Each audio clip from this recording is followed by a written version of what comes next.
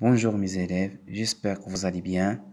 Dans cette vidéo, je vais expliquer la leçon la puissance électrique. Voici quelques appareils électriques. Une lampe, un fer à repasser. On observe que le fer à repasser porte les indications 220 volts, 1000 watts. La lampe porte des indications 230 volts, 75 watts. Les indications 220 volts et 230 volts s'appellent la tension d'usage de l'appareil électrique.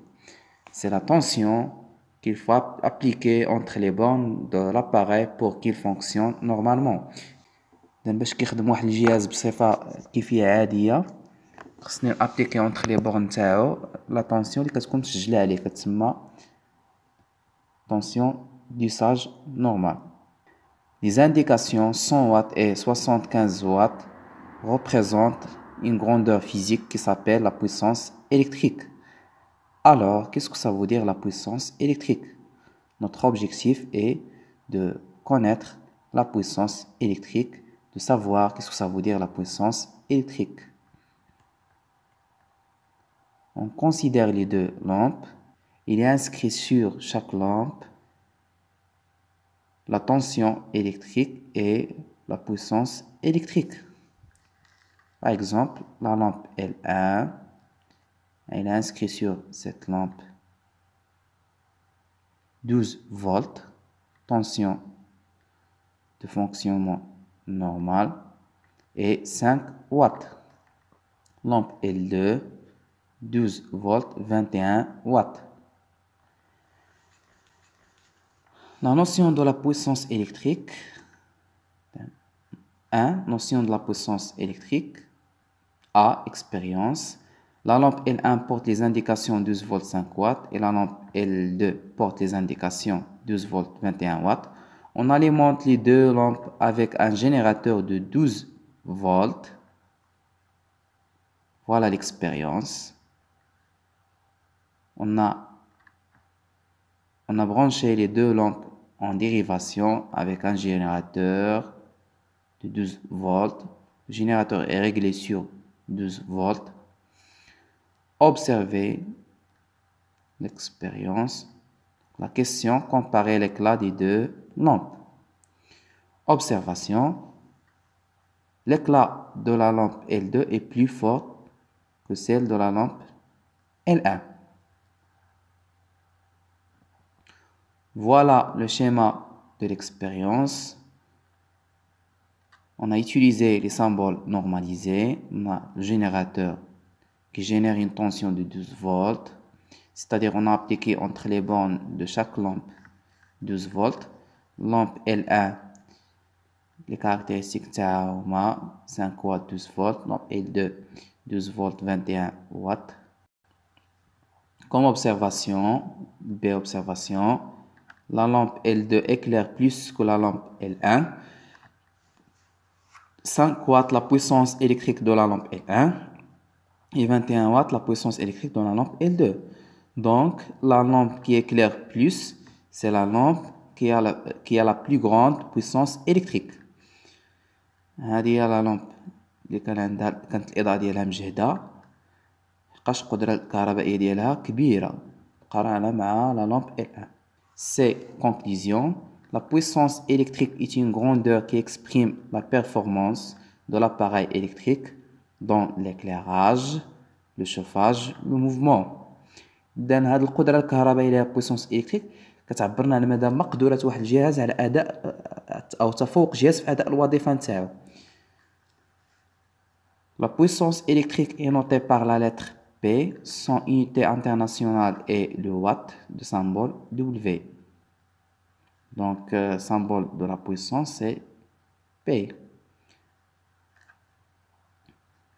Donc, voilà quelques multiples et sous-multiples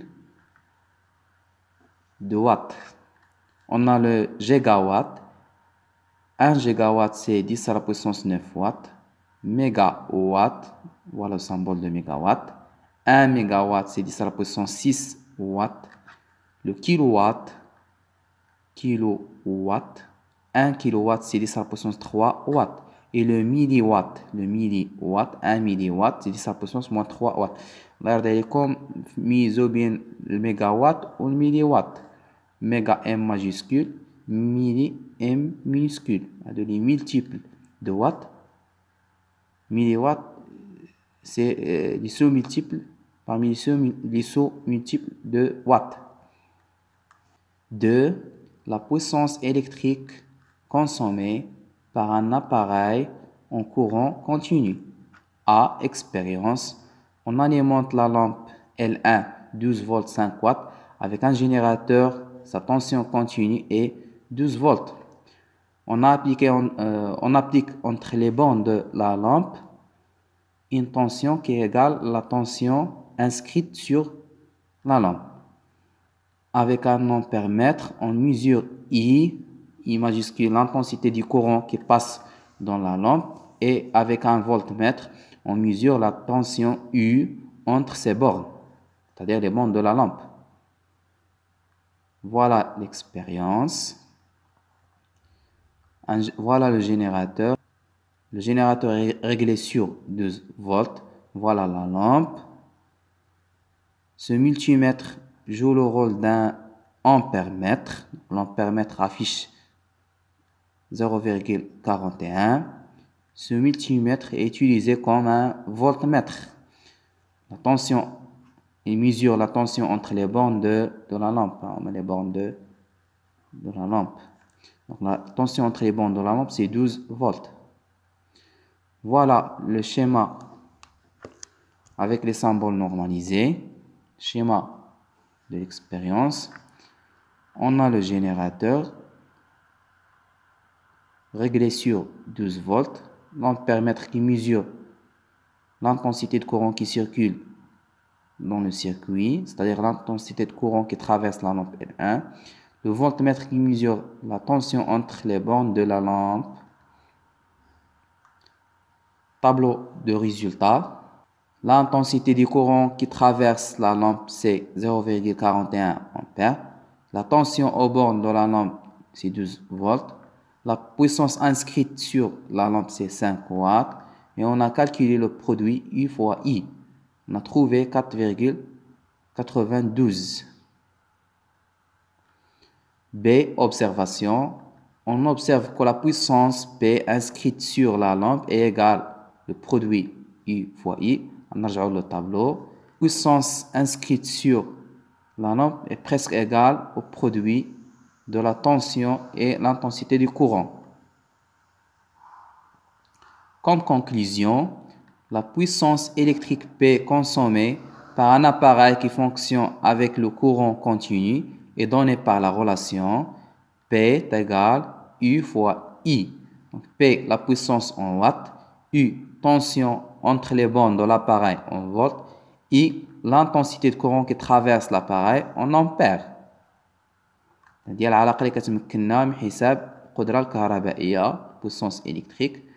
ولا نقدروا نستعملوا هذه العلاقة باش نحسبوا la puissance électrique ou la tension électrique ou l'intensité de courant électrique.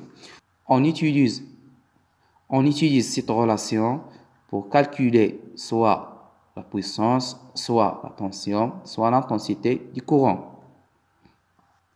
3. La puissance consommée par un appareil de chauffage.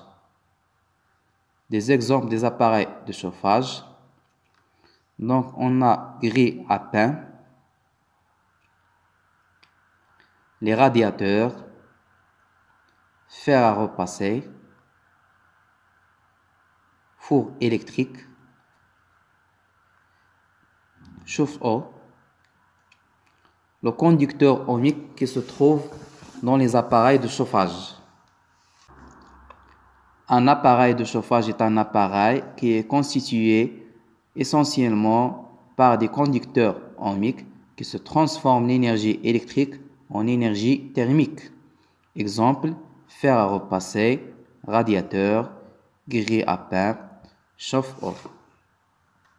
دونك واحد الجهاز ديال التسخين اباري دو شوفاج هو واحد الجهاز اللي تيحول جزء من الطاقه الكهربائيه لطاقه حراريه انرجي thermique تكون فيه موصل أومي conducteur ohmique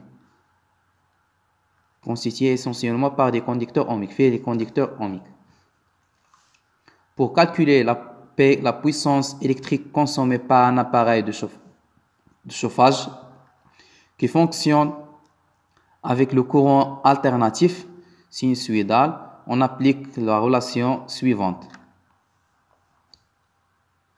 Donc, on applique la relation suivante. P est égal à UE fois IE.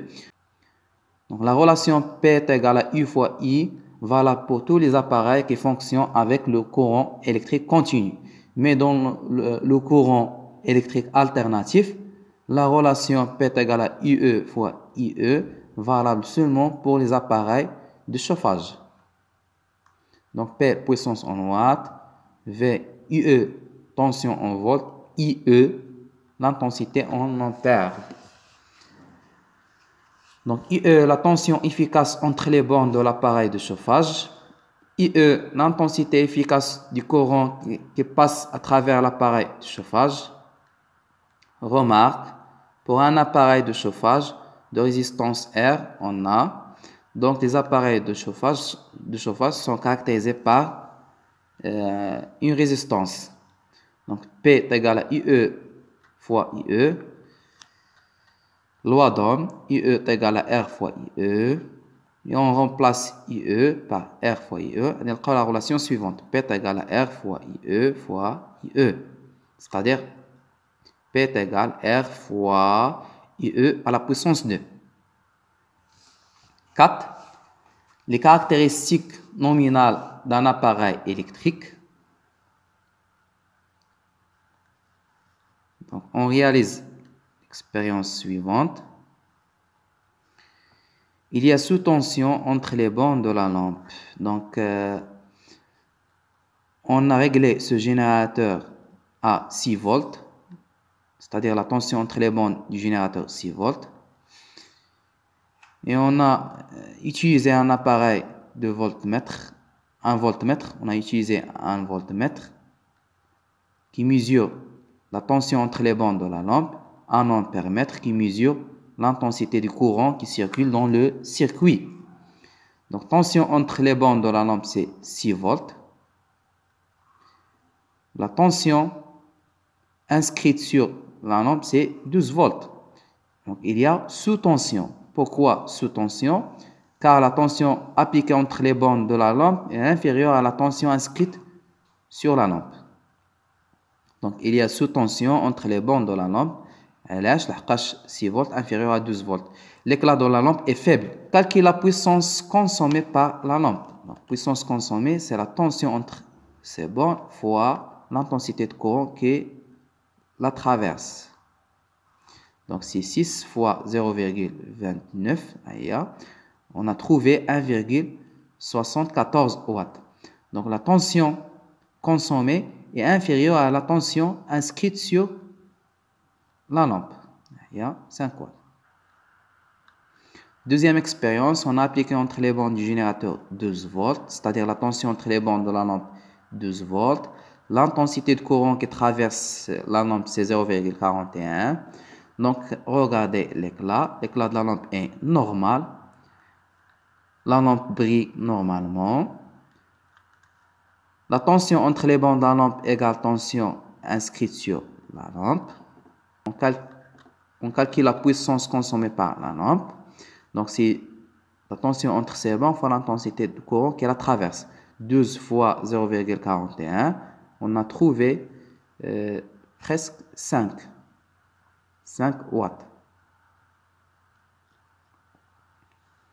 Donc, dans ce cas, la tension appliquée est égale à la tension inscrite sur la lampe. L'éclat de la lampe est normal. Si la tension appliquée entre les bornes de la lampe égale la tension inscrite sur la lampe, l'éclat de la lampe est normal et la lampe consomme la puissance inscrite sur elle-même.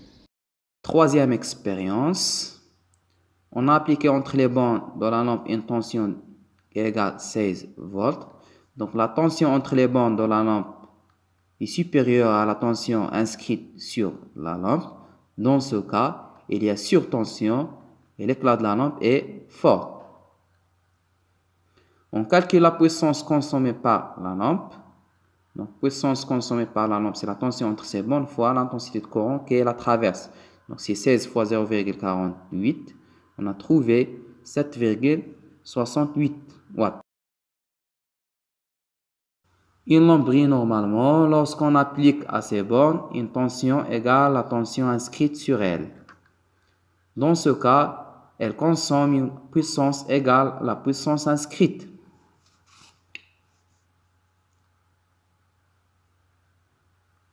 إذن هاد المقادير الفيزيائية اللي كتكون مسجلة على الأجهزة.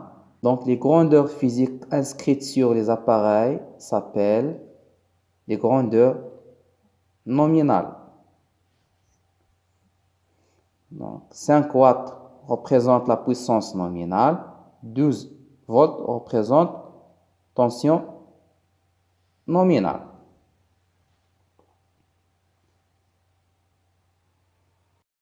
Les caractéristiques nominales d'un appareil électrique sont la tension nominale, la puissance nominale.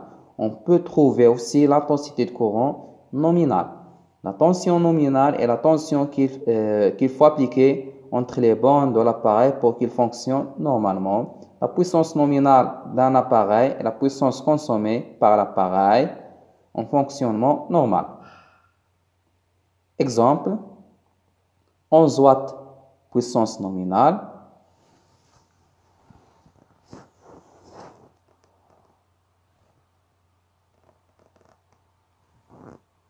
96 c'est l'intensité nominale, 220, 240 volts c'est la tension nominale, cette valeur en Hertz c'est la fréquence d'utilisation.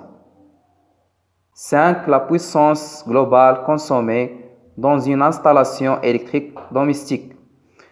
La puissance globale P totale consommée dans une installation domestique est la somme des puissances consommées par chaque appareil électrique. Donc P total c'est P1 plus P2 plus P3 plus P4, ainsi de suite. Exemple, on a utilisé 3 appareils pendant une durée. Pendant cette durée, le premier appareil consomme une puissance P1, deuxième appareil consomme une puissance P2, troisième appareil consomme une puissance P3. Donc la puissance totale consommée, c'est la somme des puissances, c'est-à-dire P1 plus P2 plus P3. J'espère que vous avez bien compris cette leçon. Au revoir, chers élèves.